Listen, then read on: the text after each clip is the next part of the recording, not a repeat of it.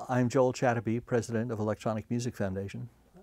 I am very pleased to be saying these words and to introduce my colleagues who knew Bob Moog in the very early days, as I did, and who used his equipment and worked with him in various different kinds of projects. Gershon Kingsley was one of the first people to use his equipment. I'm very pleased to introduce Gershon. When I met him for the first time, I went up to Trumansburg, which is a little, I don't know whether anybody been in Trumansburg? You've been there? You've been there? I've been there.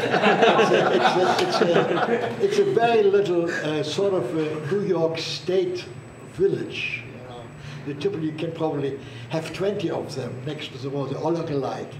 And Bob had a little place, someplace. I remember only a basement, and I remember the basement was very moist. Because it was so moist that after I spent 2 or 3 days with Bob Moog, I got sick. I got really cold. But I got so fascinated with the synthesizer because I heard it for the first time played by Eric Sade, who was a very well-known composer of doing commercials. And you remember the most wonderful commercial, the Maxwell House. And I said, I asked him, tell me, what is it? What is it? It looks like a telephone switchboard. What? And he played me the sound. It's incredible. Yeah. You must realize this was 1968. Never heard sounds like this. Where can I get it? Gave me the telephone number of Robert Moog. I went up there. I spent 2 or 3 days with him. Couldn't understand anything he told me about frequency modulation and things like that. But I wanted to buy it. I needed it. So I asked him how much it is. He said, $3,500.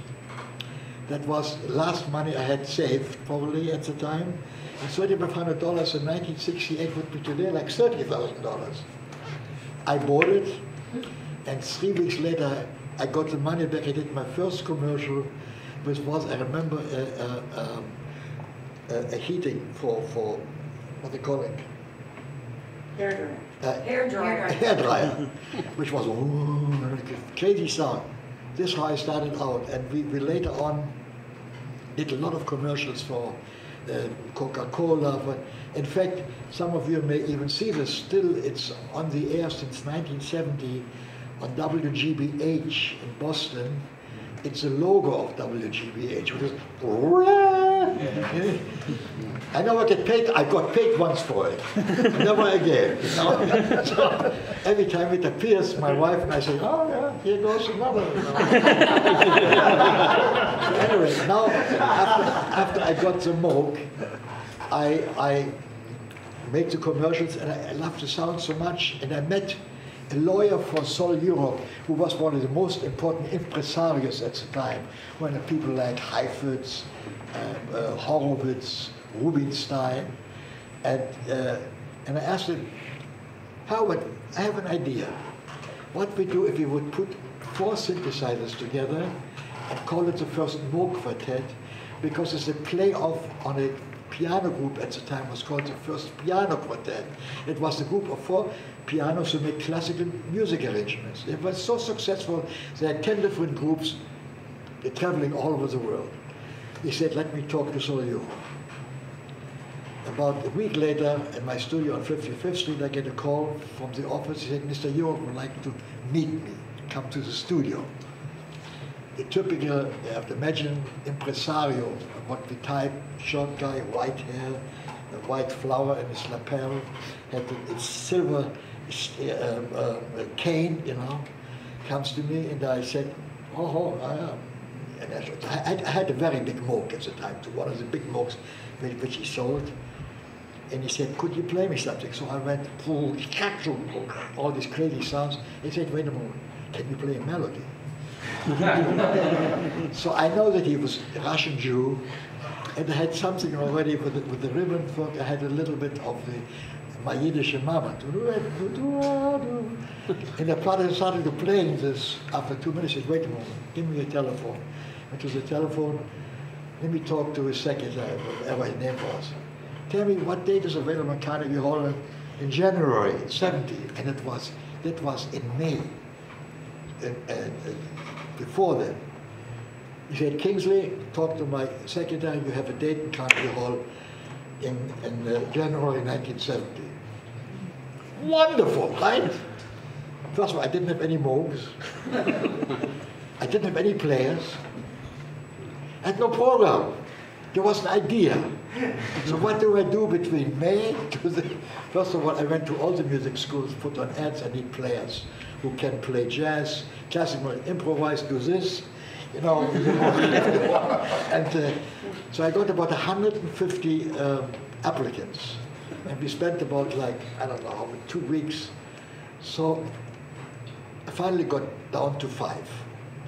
Then I talked to Bob Moog. I said, Bob, I need 4 synthesizers. Very quickly, because I have a concert in Carnegie Hall in January. So he built 4 synthesizers, but I needed some money to pay, right? Didn't have the money. So Herb Wasserman had an idea. He went to one of the record companies, at the time it was called Audio Fidelity, and asked the producer, listen, how much would you pay if you get the beginning of a first era of a new sound at Carnegie Hall? How much would you pay to record it? So he gave me $30,000. And with this money, I paid for the Moogs. It was $20,000. I paid some of the musicians for the rehearsal. So we had the Moogs now. They came to my studio. Now, repertoire. We didn't have any repertoire. What do you do? So we started in the beginning. And the first piece is called In the Beginning. And if some of you may have heard the record of the first album of the Moog Quartet at Carnegie Hall, the first piece was called In the Beginning, where each Moog presented a sound. A low sine wave, then this was In the Beginning. So we developed a program over the 6 months.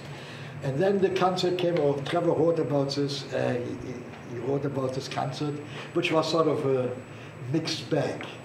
The Times hated it, the Post liked it, and you know, it was so new, you know, and of course, I presented something I wanted to appeal to an audience, a commercial audience, so I had to try to bring everything together. It was what we call a smorgasbord of everything, from classic to rock to pop. We had even dancers at the time.